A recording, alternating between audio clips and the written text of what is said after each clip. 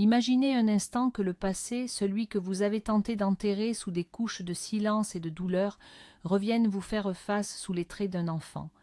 L'histoire que vous allez entendre n'est pas un conte de fées. C'est le récit d'une rencontre improbable au cœur de Paris, une rencontre qui a forcé deux âmes à affronter leurs pires démons. Préparez-vous à une histoire intense, où chaque regard et chaque silence sont lourds de sens, et où la vérité, aussi brutale soit-elle, est la seule clé vers la rédemption.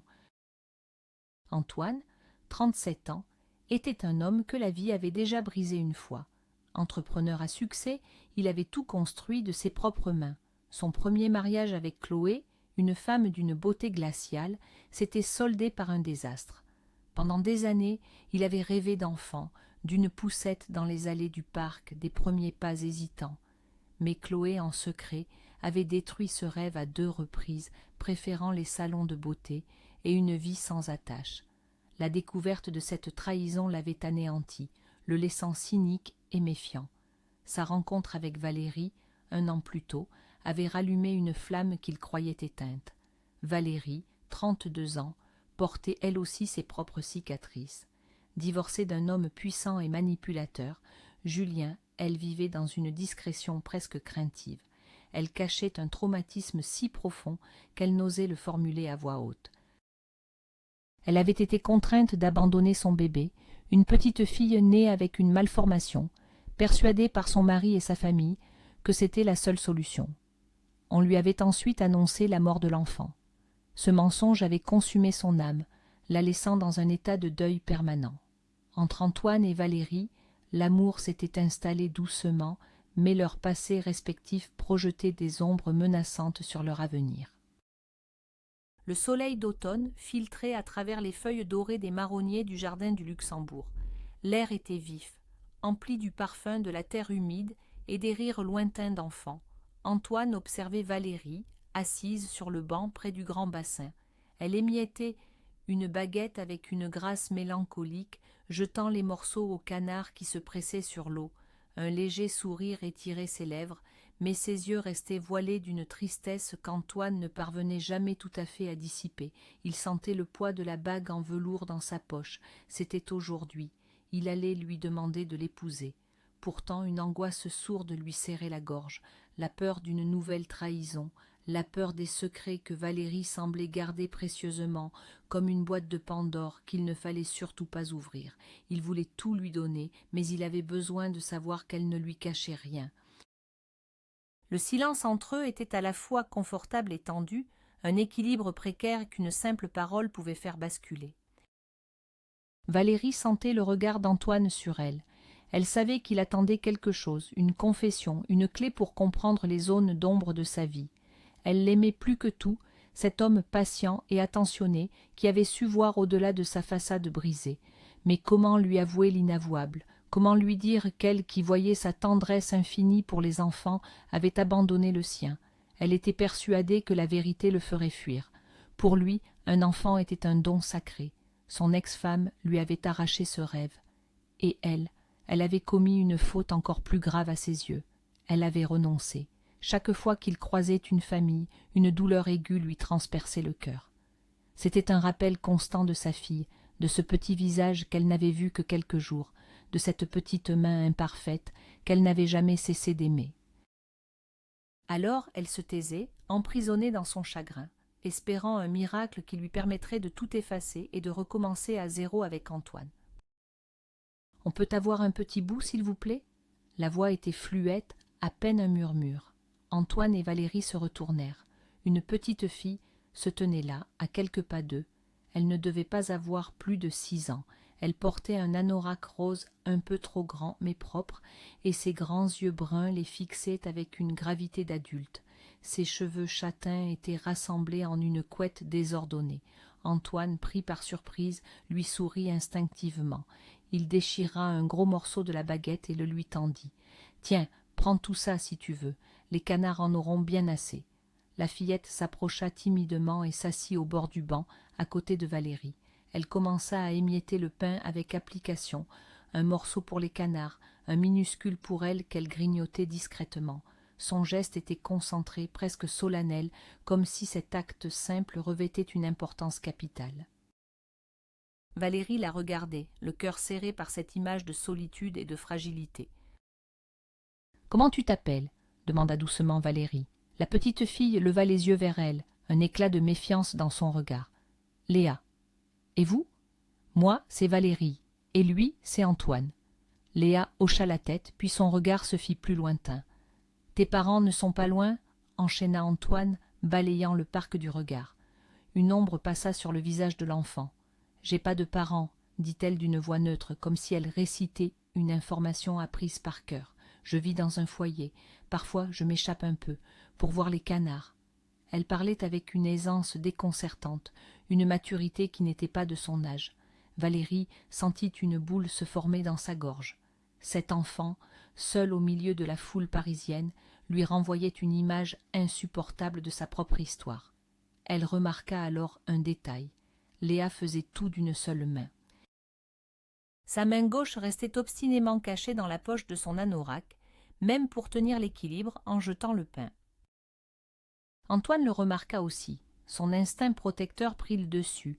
Il sortit de son sac une petite bouteille de jus de fruits, encore scellée. « Tu as soif, Léa ?» Il lui tendit la bouteille, un test délibéré. Il voulait comprendre ce qui se cachait dans cette poche. Léa prit la bouteille de sa main droite. Elle hésita une fraction de seconde, le visage contracté par l'effort. Puis, avec une rapidité presque furtive, elle sortit sa main gauche pour l'aider à dévisser le bouchon. Ce ne fut qu'un éclair, mais ce fut suffisant. Valérie retint son souffle. La main de la petite fille n'était pas une main ordinaire. Ses doigts étaient soudés, formant une petite masse compacte et difforme. Un spasme glacial parcourut l'échine de Valérie. C'était impossible, une coïncidence, une cruelle hallucination. Son cœur se mit à battre si fort qu'elle crut qu'il allait exploser dans sa poitrine. Le monde autour d'elle se mit à tanguer. « C'est à cause de ta main que les autres t'embêtent au foyer ?» demanda Antoine, avec une douceur infinie pour ne pas la brusquer. Léa ne sembla pas surprise par la question. Elle rangea aussitôt sa main dans sa poche, comme un trésor honteux. « À cause de la main et de l'oreille, » répondit-elle en secouant la tête. D'un geste machinal, elle écarta une mèche de cheveux qui couvrait le côté droit de son visage.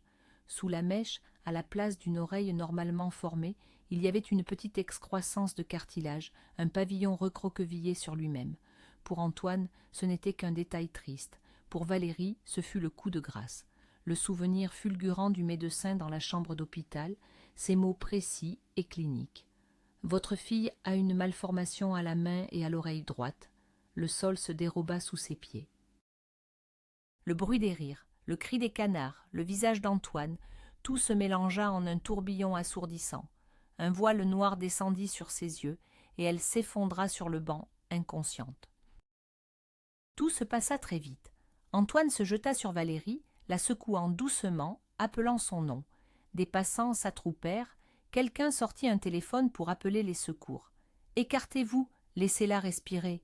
cria un homme. Dans la confusion générale, Antoine chercha Léa du regard. La petite fille avait disparu. Elle s'était volatilisée comme un fantôme, ne laissant derrière elle que quelques miettes de pain et un silence terrifiant. Les sirènes du SAMU se rapprochèrent, leurs sons stridents déchirant l'atmosphère paisible du parc. Antoine souleva Valérie dans ses bras. Elle était si pâle, si fragile.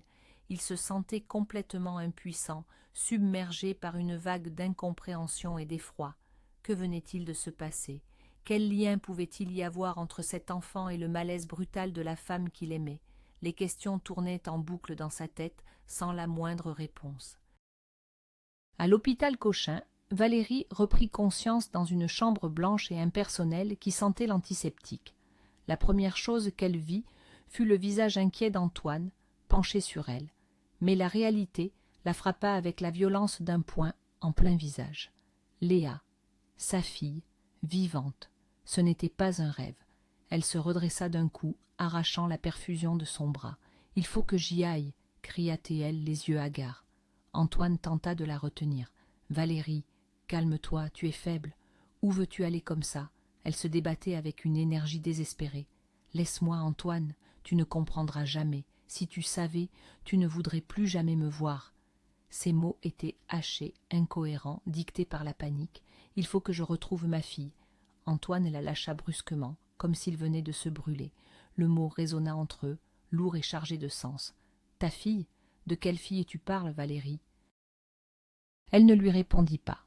Le temps des explications viendrait plus tard, ou peut-être jamais. Pour l'instant, une seule urgence la consumait. Elle se rua hors de la chambre, pieds nus sous sa blouse d'hôpital. Antoine resta figé un instant, le cerveau en ébullition. Une fille. Valérie avait une fille. Pourquoi ne lui avait-elle rien dit? La méfiance, cette vieille ennemie qu'il croyait avoir vaincue, refit surface, glaciale et amère. Il se sentit trahi, une fois de plus. Pourtant, en voyant la détresse absolue sur son visage, il ne put se résoudre à l'abandonner. Il attrapa son manteau et courut derrière elle. Il la retrouva sur le boulevard, essayant frénétiquement d'arrêter un taxi. Il gara sa voiture en double file et ouvrit la portière passager. « Monte, je t'emmène, on parlera après. » Valérie hésita une seconde, puis plongea sur le siège. Ses mains tremblaient, ses yeux fixaient le vide. La voiture démarra en trombe, se fondant dans le flot de la circulation parisienne au crépuscule. « C'est un foyer de l'enfance, quelque part dans le 13e arrondissement, » murmura Valérie, comme si elle parlait à elle-même. C'était la seule information qu'elle avait. Ils roulèrent en silence, l'atmosphère dans l'habitacle était électrique. Antoine se concentrait sur la route, le visage fermé. Valérie était perdue dans le chaos de ses pensées. Sa fille était vivante. Julien lui avait menti. Sa famille lui avait menti. Il lui avait volé 6 ans de la vie de son enfant. La douleur la submergea, suivie d'une rage froide et déterminée. Elle la retrouverait, quoi qu'il en coûte. Ils arrivèrent devant un grand bâtiment en briques, austère et vieillot. Valérie sauta de la voiture avant même qu'elle ne soit complètement arrêtée. Elle poussa la lourde porte et se retrouva dans un long couloir aux murs jaunis qui sentait la cire et le désinfectant. Elle avisa une porte sur laquelle était inscrit « Direction » et frappa sans attendre. Une femme d'une 60aine d'années, aux cheveux gris, coupés courts et au regard perçant, leva les yeux de son bureau. « Oui, c'est pourquoi. » Valérie entra, essoufflée. « Bonjour, je suis la mère de Léa. Je dois la voir, je dois la récupérer. » La directrice, Madame Dubois, haussa un sourcil, manifestement habituée aux situations étranges. « Asseyez-vous, je vous prie. De quelle Léa parlez-vous? Nous en avons 3 ici. Et auriez-vous des documents? Un jugement peut-être ?» Valérie sentit le sol se dérober à nouveau. « Non, je n'ai rien. C'est ma fille biologique. On m'avait dit qu'elle était morte. Je viens de la retrouver. » Les larmes qu'elle avait retenues jusqu'ici se mirent à couler sur ses joues. C'était un torrent inarrêtable de chagrin, de culpabilité et d'un immense soulagement. Elle était au bord de l'hystérie, consciente que son histoire paraissait totalement insensée. Madame Dubois lui tendit un verre d'eau et attendit qu'elle se calme un peu. « Expliquez-moi tout depuis le début, calmement. » Valérie, d'une voix brisée, commença son récit. Elle parla de sa grossesse, de l'attitude de plus en plus cruelle de Julien, de l'accouchement, du diagnostic des médecins. Elle raconta la pression psychologique, le chantage affectif de son ex-mari et de sa belle-famille. Il disait qu'il paierait les opérations si j'acceptais de signer un papier, une renonciation temporaire, disait-il, pour son bien. Pendant ce temps, Antoine était resté à la porte, écoutant, invisible. Chaque mot de Valérie était comme un coup de poignard. Il entendit parler de la main et de l'oreille. Il entendit le mot « renonciation » et son monde s'écroula. Valérie avait abandonné son enfant à cause de son handicap. C'était exactement le genre d'égoïsme et de lâcheté qu'il avait fui chez Chloé. Incapable d'en entendre plus, il tourna les talons et sortit, le cœur en miettes. Valérie, absorbée par son récit, ne remarqua même pas son départ. Elle continua, racontant comment Julien lui avait fait boire un calmant avant de lui faire signer le document, comment elle s'était réveillée le lendemain, seule, sans son bébé, et comment, une semaine plus tard, on lui avait annoncé froidement que sa fille était décédée lors d'une opération. Cette nouvelle l'avait fait sombrer.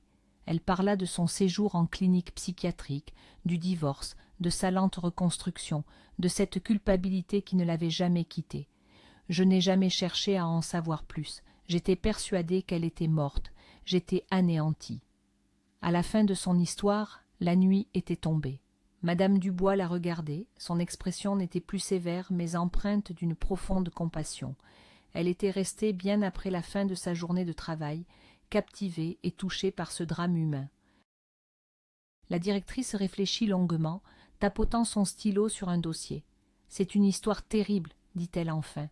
Si ce que vous dites est vrai, vous avez été victime d'une manipulation monstrueuse. Vous n'avez pas été déchu de vos droits parentaux, on vous a menti. La première chose à faire est de prouver légalement que vous êtes bien sa mère. Un test ADN, c'est indispensable. » Valérie hocha la tête, prête à tout. « Léa n'est pas une enfant facile, » continua madame Dubois. « Elle est intelligente, vive, mais son caractère est explosif. Elle se sent rejetée à cause de ses différences et elle a construit une carapace. Personne n'a jamais voulu l'adopter. » Ces mots firent encore plus de mal à Valérie. Sa fille avait souffert seule pendant toutes ces années. « Une fois que nous aurons les résultats du test, je vous autoriserai à la prendre pour le week-end. Ensuite, nous verrons comment procéder pour la suite. » Elles sortirent ensemble du bâtiment. L'air de la nuit était froid. Valérie remercia chaleureusement madame Dubois. Pour la première fois depuis des années, une lueur d'espoir brillait dans ces ténèbres. Elle se tourna, s'attendant à voir la voiture d'Antoine, mais la rue était déserte. Il était parti. La douleur de son abandon fut vive, mais brève. Elle la repoussa. Elle ne pouvait pas s'effondrer maintenant. Sa fille avait besoin d'elle. Elle n'avait plus le droit d'être faible. Au même moment, à quelques rues de là, Antoine était arrêté à un feu rouge. Il tambourinait sur le volant, le visage ravagé par le conflit. Une partie de lui hurlait à la trahison. Une autre, plus petite, lui murmurait que la détresse dans la voix de Valérie était réelle. Il se souvint de son propre ami, directeur d'une clinique, qui lui avait révélé la vérité sur Chloé. La vérité pouvait être sordide, cachée sous des apparences trompeuses. Avant de juger, avant de la rayer de sa vie, il devait savoir. Alors qu'il s'apprêtait à redémarrer, il vit madame Dubois marcher sur le trottoir, se dirigeant vers une station de métro. Une impulsion le guida. Il fit une embardée, se gara près d'elle et baissa sa vitre. « Madame, excusez-moi, je suis l'amie de Valérie. Je peux vous déposer ?» La directrice le toisa un instant, puis un fin sourire se dessina sur ses lèvres. « Je me doutais bien que vous n'étiez pas loin. Vous voulez savoir, n'est-ce pas? Montez, jeune homme. Enfin, ouvrez-moi la portière plutôt. » Surpris par sa perspicacité, Antoine s'exécuta. Pendant le trajet jusqu'à son appartement du 15e arrondissement, madame Dubois lui raconta tout. Elle n'omit aucun détail, insistant sur la détresse palpable de Valérie, sur les éléments de son histoire qui sonnaient terriblement vrais. « Cette femme a vécu un enfer, conclut-elle, alors qu'ils étaient garés devant chez elle. Elle n'est pas coupable, elle est une victime. Et elle aura besoin d'aide pour se reconstruire et pour aider sa fille. » Le lendemain, Valérie se rendit dans un laboratoire pour le test de paternité. L'attente des résultats fut une torture. Chaque minute semblait durer 1 heure. Elle ne dormait plus, ne mangeait presque plus. Elle passait ses journées aérée dans son petit appartement du Marais, imaginant ses retrouvailles avec Léa. Et si sa fille ne voulait pas d'elle, si elle la détestait pour l'avoir abandonnée? 3 jours plus tard, l'enveloppe arriva. Ses mains tremblaient tellement qu'elle eut du mal à l'ouvrir. Le résultat était sans appel. Probabilité de maternité, 99,999%. Un cri de joie et de soulagement lui échappa. Elle serra le papier contre son cœur, pleurant et riant en même temps. Moins d'1 heure plus tard, elle était de retour dans le bureau de madame Dubois, le document en main. Elle allait enfin pouvoir serrer sa fille dans ses bras. Elle allait pouvoir commencer à réparer le mal qui avait été fait. Madame Dubois l'accueillit avec un grand sourire. « Les choses avancent plus vite que prévu, » annonça-t-elle de manière énigmatique. « Il semble que quelqu'un ait fait des recherches de son côté. Votre ex-mari, Julien, a été retrouvé. » Valérie la regarda stupéfaite. « Il mène une vie assez peu glorieuse aujourd'hui, après la faillite de son entreprise. Apparemment, il a été interrogé et il a tout avoué. La pression, le mensonge, les noms des médecins qu'il a payés pour falsifier le certificat de décès. » L'affaire est maintenant entre les mains de la justice, et on m'a appelé ce matin pour me dire que l'enfant peut être confié à sa mère en attendant la décision du juge. » Valérie n'en croyait pas ses oreilles. Qui avait pu faire ça? Elle pensa fugitivement à Antoine, mais chassa cette idée. Il l'avait abandonnée. Peu importe, l'essentiel était là. Elle allait récupérer sa fille. Madame Dubois la guida à travers les couloirs jusqu'à une grande salle de jeux colorés. Une dizaine d'enfants jouaient bruyamment. « Je n'ai rien dit à Léa, je ne voulais pas lui donner de faux espoirs, » chuchota la directrice. Elle ouvrit la porte. « Léa, peux-tu venir, s'il te plaît ?» La petite fille, qui était en train de construire une tour de cubes, se retourna. En voyant Valérie, son visage se ferma. « C'est la dame qui est tombée dans les pommes quand elle a vu ma main. Qu'est-ce que tu veux ?» Sa voix était agressive, un bouclier contre une nouvelle blessure. Valérie s'accroupit pour être à sa hauteur. « Léa, je ne suis pas tombée de peur, c'était de joie. »« De joie? Pourquoi ?» demanda la fillette méfiante. Valérie sentit les larmes lui monter aux yeux. « Parce que je venais de te retrouver. » Léa la dévisagea, puis se tourna vers la directrice, cherchant une explication. C'était trop pour elle. Madame Dubois s'avança. « Léa, Valérie est venue te chercher. Elle aimerait que tu ailles passer quelques jours chez elle pour voir. Tu veux bien essayer ?» Le visage de Léa s'illumina. « En visite? Chez quelqu'un? Pour de vrai? Personne ne m'a jamais emmenée en visite. » L'excitation dans sa voix était poignante. Valérie lui prit doucement la main, la valide. « Tu es très belle, tu sais. Et ta main, on trouvera un docteur, un magicien qui la rendra comme les autres. Et ton oreille aussi. » Léa éclata d'un rire cristallin, un rire pur et heureux qui fit fondre le cœur de Valérie. Sans réfléchir, la petite fille se jeta à son cou et la serra fort. Valérie ferma les yeux, savourant cet instant qu'elle avait cru perdu à jamais. Le contact de sa fille contre elle était la plus belle sensation du monde. Elles sortirent, main dans la main, laissant derrière elles les murs tristes du foyer. Valérie avait passé les derniers jours à transformer son petit appartement en un paradis pour enfants. Le frigo était plein de yaourts et de compotes. Elle avait même réussi à monter un petit lit de princesse dans un coin du salon. Sur le lit trônait une poupée magnifique, presque aussi grande que Léa, vêtue d'une robe de bal scintillante. Quand Léa entra, elle resta figée sur le seuil, intimidée. « Vas-y, entre. C'est chez nous, maintenant. » La fillette fit quelques pas prudents, les yeux écarquillés. « C'est tout propre. » Valérie sourit. « Je t'ai acheté un pyjama et des chaussons. On pourra se changer et demain, on ira faire les magasins pour t'acheter plein de jolies robes. » Léa poussa un cri de joie.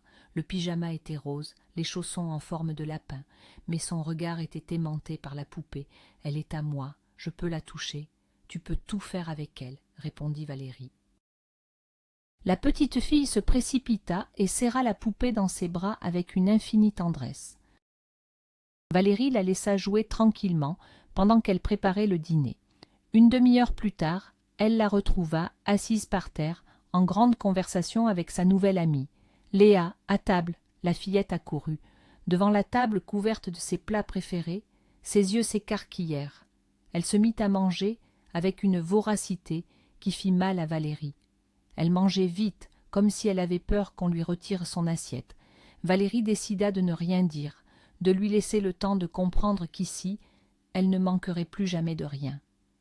Au milieu du repas, Léa posa sa fourchette. « Pourquoi tu m'as choisi, moi? Il y a plein de filles normales au foyer. » Valérie prit une profonde inspiration. C'était le moment de la vérité. Elle ne devait pas mentir. « Tu sais, il y a très longtemps, j'ai eu une petite fille. Des gens méchants m'ont dit qu'elle était morte. J'ai été très triste.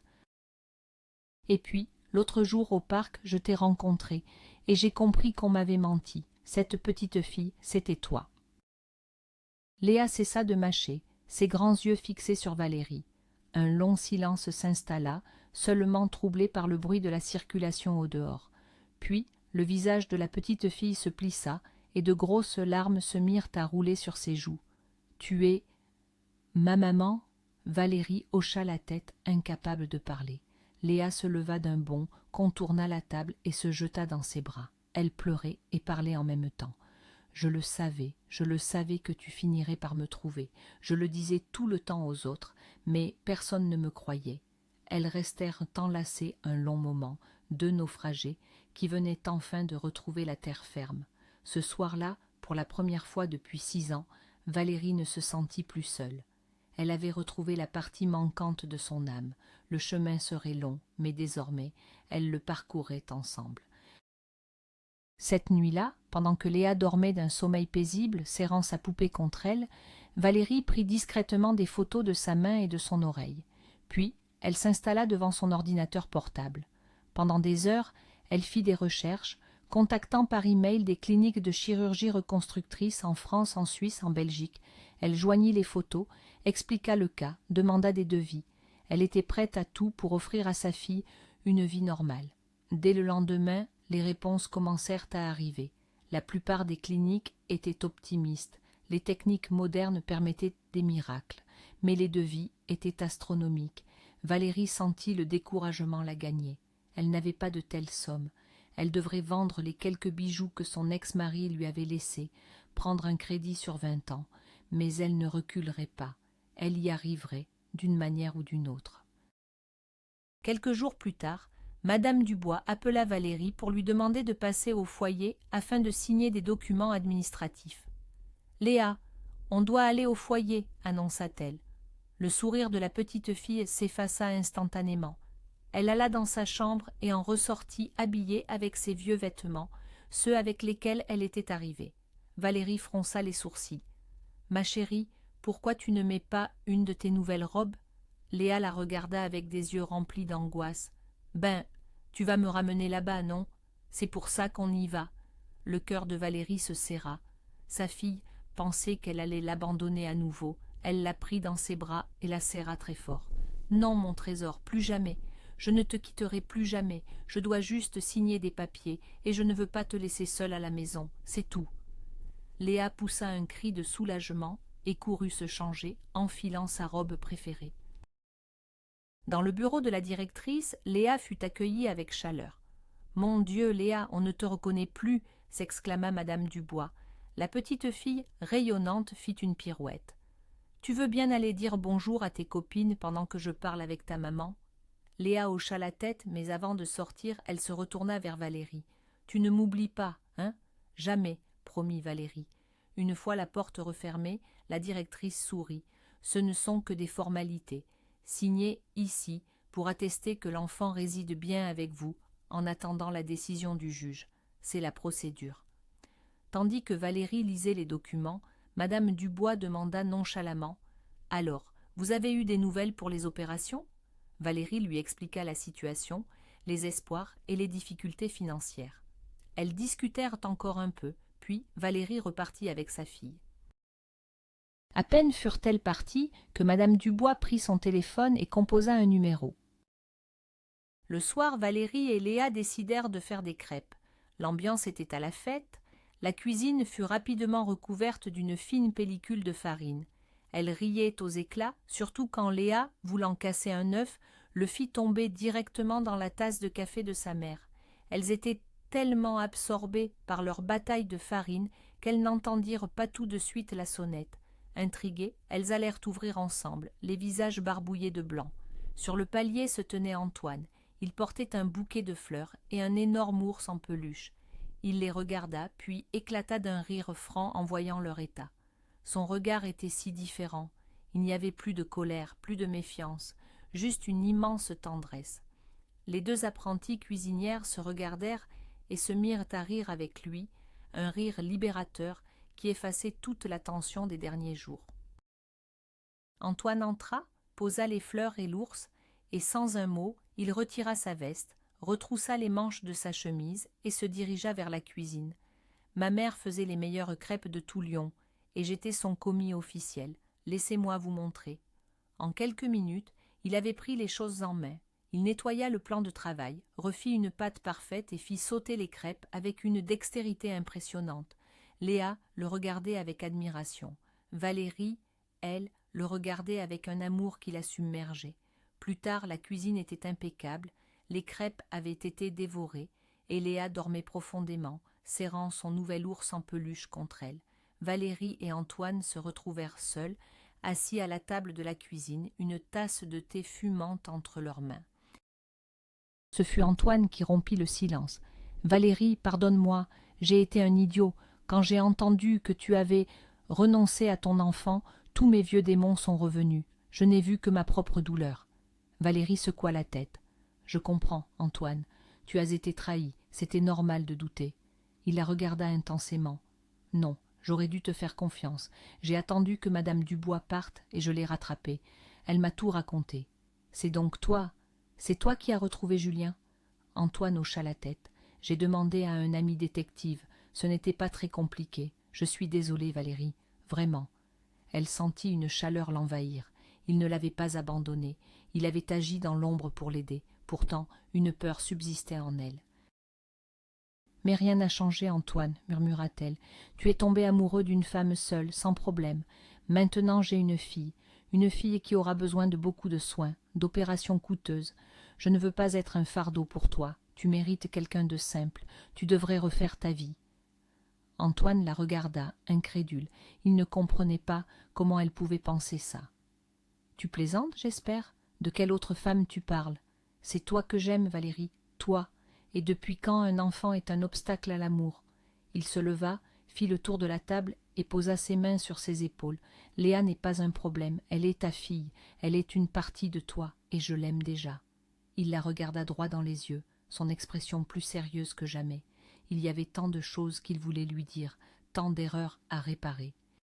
« D'ailleurs, reprit-il avec un petit sourire, j'ai parlé à un ami. Tu sais, celui qui dirige une clinique. Il n'est pas pédiatre, mais il connaît les meilleurs chirurgiens reconstructeurs de Paris. Il a vu les photos que madame Dubois m'a envoyées. Il dit que c'est tout à fait opérable, et il est prêt à s'occuper de tout. Il a dit qu'il s'agissait de notre problème. » Valérie le fixait, les yeux embués de larmes. « Notre problème !» Ces deux mots résonnaient en elle avec une force incroyable. Cet homme, qu'elle avait failli perdre, était en train de lui offrir non seulement son amour, mais aussi une solution, un avenir. Il voyait déjà Léa comme sa propre famille. Elle comprit à cet instant à quel point elle avait eu de la chance de le rencontrer. Elle se leva et se blottit dans ses bras, laissant enfin toutes ses peurs et ses doutes se dissoudre.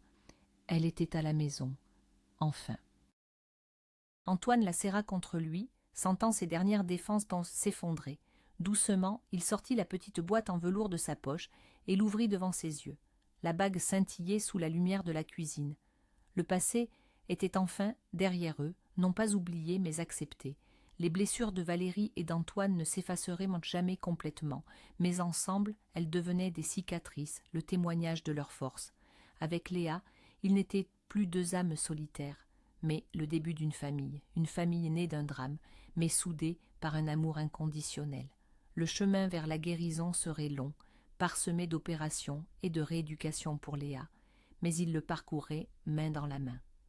Leur histoire est un puissant rappel que même dans les ténèbres les plus profondes, une rencontre inattendue peut tout changer et que la vérité, aussi douloureuse soit-elle, est le seul fondement possible pour un amour véritable.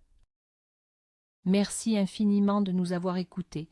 Si cette histoire vous a touché, n'hésitez pas à laisser un pouce bleu, à vous abonner pour ne rien manquer de nos prochains récits et à partager vos impressions en commentaire. Et vous, croyez-vous aux secondes chances en amour? Dites-le nous ci-dessous. À très bientôt.